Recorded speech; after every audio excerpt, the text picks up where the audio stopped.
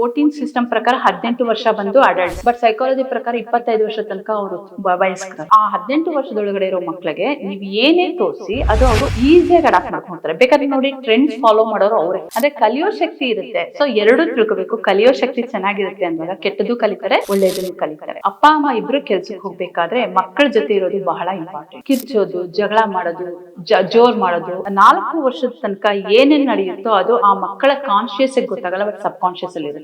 ಸಾಮಾನ್ಯವಾಗಿ ಏನಾಗುತ್ತೆ ಅಂದ್ರೆ ಮಕ್ಕಳಿಗೆ ನಾನೇನ್ ಹೇಳ್ತೀನಿ ಅಂದ್ರೆ ನೋಡಿ ಕಲಿತಾರೆ. ನಮ್ಗೆ ನೋಡಿ ಕಲಿಯೋದಂತ ಹೇಳೋದಕ್ಕಿಂತ ಅವ್ರ ಸುತ್ತಮುತ್ತ ಏನಿರುತ್ತೋ ಅದನ್ನ ಅಳವಡಿಸ್ಕೊಳ್ತಾರೆ.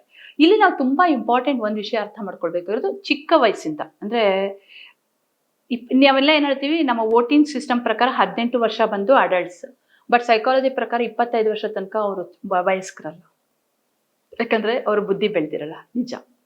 ಸೊ ಬುದ್ಧಿ ಬೆಳೆದಿರಲ್ಲ ಅಂತ ಹೇಳಿದ್ರೆ ಅರ್ಥ ಏನಂದ್ರೆ ಅವರಿಗೆ ಯೋಚನೆಯ ಶಕ್ತಿ ಇರೋದಿಲ್ಲ. ಬೇಕಾದ್ರೆ ನೀವು ಎಷ್ಟೇ ಈ ಹೀರೋ ಸೆಲೆಬ್ರೇಟ್ಸ್, ಹೀರೋನ ವರ್ಷಿಪ್ ಮಾಡೋಂಥ ಕ್ಯಾಟಗರಿ ನೋಡಿ, ಅವರಲ್ಲಿ 25 ವರ್ಷದೊಳಗಡೆ ಇರ್ತಾರೆ. ಅಣ್ಣ ಏನ್ ಮಾಡ್ಬೇಕು ಹೇಳೋಣ ಏನು ಅಂತ ಹೇಳ್ತಾರೆ. ಆಮೇಲೆ ಈ ಒಂದು ಇದಕ್ಕೆ ಹೋಗ್ತಾರಲ್ಲ, ಗಲಾಟೆಗಳಲ್ಲಿ, ಕೋಮು ಗಲಾಟೆ, ಇದ್ರಲ್ಲೆಲ್ಲ ಆ ವಯಸ್ಸಿನ ಒಳಗಡೆ ಇರುತ್ತೆ. ಯಾಕಂದ್ರೆ ಅವ್ರನ್ನ ಪ್ರಚೋದಿಸಿ ನಮ್ಗೆ ಹೆಂಗ್ ಬೇಕೋ ಹಾಗೆ ಮೋಲ್ಡ್ ಮಾಡ್ಕೊಳ್ಳೋದು ತುಂಬಾ ಈಸಿ.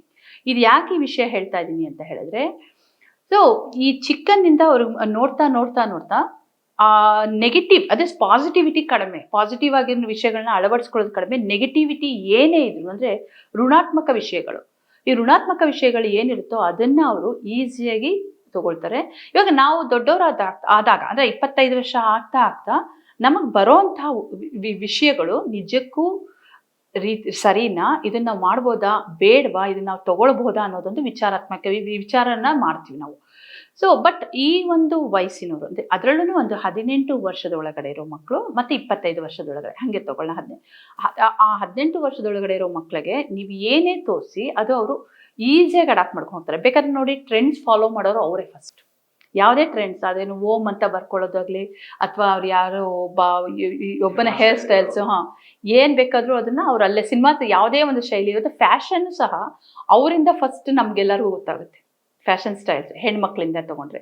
ಹಾಗಾಗಿ ಯಾಕೆ ಅಂತ ಹೇಳಿದ್ರೆ ನಾನು ಇನ್ನೊಂದು ಹೇಳ್ಬೇಕಂತಂದ್ರೆ ಫ್ರಂಟಲ್ ಕಾರ್ಟೆಕ್ಸ್ ಅಂತ ಹೇಳಿ, ಪ್ರೀ ಫ್ರಂಟಲ್ ಕಾರ್ಟೆಕ್ಸ್ ಅಂತ, ಇದು ಅವ್ರಿಗಿನ್ನೂ ಡೆವಲಪ್ ಆಗಿರ್ಬೇಕು. ಇದು ರಿಸರ್ಚ್ ಮಾಡಿ ನೋಡಿರೋಂಥದ್ದು. ಸೊ ಇಲ್ಲಿಂದ ಬರುತ್ತೆ, ಎಮೋಷನ್ಸ್ ಇರುತ್ತೆ, ಚೆನ್ನಾಗಿ ಕಲಿತಾರೆ. ಆಮೇಲೆ ಲರ್ನಿಂಗ್ ಎಬಿಲಿಟಿ ತುಂಬಾ ಚೆನ್ನಾಗಿರುತ್ತೆ, ಅಂದ್ರೆ ಕಲಿಯೋ ಶಕ್ತಿ ಇರುತ್ತೆ. ಸೊ ಎರಡೂ ತಿಳ್ಕೋಬೇಕು. ಕಲಿಯೋ ಶಕ್ತಿ ಚೆನ್ನಾಗಿರುತ್ತೆ ಅಂದಾಗ ಕೆಟ್ಟದ್ದು ಕಲಿತಾರೆ, ಒಳ್ಳೆಯದನ್ನು ಕಲಿತಾರೆ. ಹಾಗಾಗಿ ಪ್ರತಿಯೊಬ್ಬ ಪೇರೆಂಟ್ಸು, ಈಗ ನಾನು ಇನ್ನೊಂದು ಟೆಂಡೆನ್ಸಿ ಅಬ್ಸರ್ವ್ ಮಾಡ್ತಾ ಇದ್ದೀನಿ, ಅಪ್ಪ ಅಮ್ಮ ಇಬ್ರು ಕೆಲ್ಸಕ್ಕೆ ಹೋಗುವಂತ ಒಂದು ಪರಿಸ್ಥಿತಿ ನಿರ್ಮಾಣ ಆಗಿದೆ ಅಂತಾರೆ. ಎಸ್, ನಿರ್ಮಾಣ ಆಗಿದೆ. ಬಟ್ ಅಪ್ಪ ಅಮ್ಮ ಇಬ್ರು ಕೆಲ್ಸಕ್ಕೆ ಹೋಗ್ಬೇಕಾದ್ರೆ ಮಕ್ಕಳ ಜೊತೆ ಇರೋದು ಬಹಳ ಇಂಪಾರ್ಟೆಂಟ್. ಒಬ್ಬರಾದ್ರೂ ಅಂದ್ರೆ ಒಬ್ರು ಹೈ ಸ್ಯಾಲ್ರಿ, ಒಬ್ರು ಲೋ ಸ್ಯಾಲ್ರಿ ಇರೋರು ಸ್ವಲ್ಪ ಕಡಿಮೆ ಕೆಲಸ ಮಾಡಿಕೊಂಡು ಮಕ್ಕಳ ಜೊತೆ ಇರುವಂಥದ್ದು ಎಷ್ಟು ಆಗುತ್ತೋ ಅಷ್ಟು ಇಂಪಾರ್ಟೆಂಟು.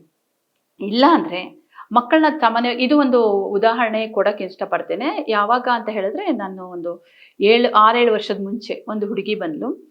ಆ ಹುಡುಗಿ ಅಪ್ಪ ಅಮ್ಮ ತುಂಬಾ ಒಳ್ಳೆಯವರು, ಅಂದ್ರೆ ತುಂಬಾ ಸಾಧುಗಳು. ಆದ್ರೆ ಆ ಹುಡುಗಿ ನೋಡಿದ್ರೆ ಇದು ಏನಂದ್ರೆ ಅಪೋಸಿಷನ್ ಡಿಫಿಷಿಯಂಟ್ ಡಿಸಾರ್ಡರ್ ಅಂತ, ಆಡ್ ಅಂತ. ಈ ಒಂದು ಇದನ್ನ ಮೇಡಮ್, ಇದಕ್ಕೆ ಯಾಕೆ ಮೇಡಮ್ ನಮ್ಮ ಮಗಳು ಹೀಗೆ? ಅವಳು ನೋಡಿದ್ರೆ ಸ್ಕೂಲ್ನಲ್ಲಿ ಇರೋರಿಗೆ ಎಲ್ಲರೂ ಕಲ್ಲಲ್ಲಿ ಹೊಡೆಯೋದು, ಇಲ್ಲಾಂದ್ರೆ ಮಾತು ಕೇಳ್ದಲೇ ಇರೋದು, ಆಮೇಲೆ ಟೀಚರ್ಸ್ ಮಾತು ಕೇಳಲ್ಲ, ಆಮೇಲೆ ಎದುರು ಮಾತು ಕೊಡೋದು. ಇವ್ರ ಅಪ್ಪ ಅಮ್ಮ ಅಷ್ಟು ಸಾಧುಗಳು, ನಾವಿಬ್ರು ಹೀಗಿದ್ದೀವಿ, ನಮ್ಮ ಫ್ಯಾಮಿಲಿ ಯಾರೋ ಹಾಗಿಲ್ಲ, ಹೇಗೆ ಅಂತ. ಆಮೇಲೆ ಅವಳದು ಇದನ್ನ ವಿಚಾರಿಸ್ಕೊಂಡು ಹೋದ್ವಿ. ಹಿಂದೆ ನೋಡಕ್ ಹೋದಾಗ ಅವಳು 6 months to 1 year, ಅಂದ್ರೆ ಅವಳಿಗೆ 6 months ಇಂದ ಅವಳು ಪ್ರೀ ಸ್ಕೂಲಲ್ಲಿ ಇದ್ಲು. ಅವ್ರ ಅಮ್ಮ ಬಾಯ್ ಬಿಟ್ಟಿದ್ದ. ಆಮೇಲೆ 2 years, 2.5 years ಪ್ರೀ ಸ್ಕೂಲ್ ಅಲ್ಲ, ಪ್ಲೇ ಸ್ಕೂಲ್, ಅದೇ ಇದಕ್ಕೆ ನೋಡ್ತಾರಲ್ಲ ಮಕ್ಕಳ ಪ್ಲೇ ಸ್ಕೂಲ್, ಅಲ್ಲಿದ್ಲು. ಅಲ್ಲಿ ಅವ್ರ ಅಮ್ಮ ಹೇಳಿದ್ದು, ಆ ಒಂದು ನೋಡ್ಕೊಳ್ತಾ ಇದ್ರಲ್ಲ ಅವರು ಕಿರ್ಚೋರಂತೆ ಮಕ್ಕಳ ಮೇಲೆ. ಕಿರ್ಚೋದು, ಜಗಳ ಮಾಡೋದು, ಜೋರ್ ಮಾಡೋದು, ಮಕ್ಕಳ ಮೇಲೆ ಅಷ್ಟೇ ಅಲ್ಲ, ಅವ್ರವರನ್ನೇ ಅಥಾರಿಟೀಸೇ ಜಗಳ ಆಡೋದು. ಇದೆಲ್ಲ ಆ ಒಂದು ಚಿಕ್ಕ ವಯಸ್ಸಲ್ಲೇನೆ ಆ ಮಗು ಮೇಲೆ ಪರಿಣಾಮ ಬೀರಿ ಆ ಮಗು ಇವಾಗ ಏನಿದೆಯೋ ಅದಾಗತ್ತೆ.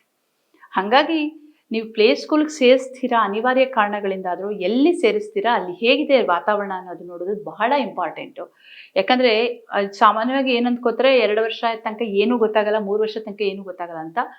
ಆ 3-4 ವರ್ಷದ ತನಕ ಏನೇನು ನಡೆಯುತ್ತೋ ಅದು ಆ ಮಕ್ಕಳ ಕಾನ್ಶಿಯಸ್ಸಿಗೆ ಗೊತ್ತಾಗಲ್ಲ, ಬಟ್ ಸಬ್ ಕಾನ್ಶಿಯಸ್ ಅಲ್ಲಿ ಇರುತ್ತೆ. ನಿಮ್ಮ ಮಗು ಏನೇ ಆಗ್ಬೇಕಾದ್ರೂ ಆ 4 ವರ್ಷದೊಳಗಡೆ ಏನೇನಾಗಿರುತ್ತೋ ಅದ್ರ ಜೀವನದಲ್ಲಿ ಅದೇ ಆ ಕಾರಣ. ಅದು ಕಿರ್ಚಿ ಎದ್ದೇಳೋದು ಅಥವಾ ಹೆದರ್ಕೊಳ್ಳೋದು, ಇವೆಲ್ಲ ಇರುತ್ತೆ.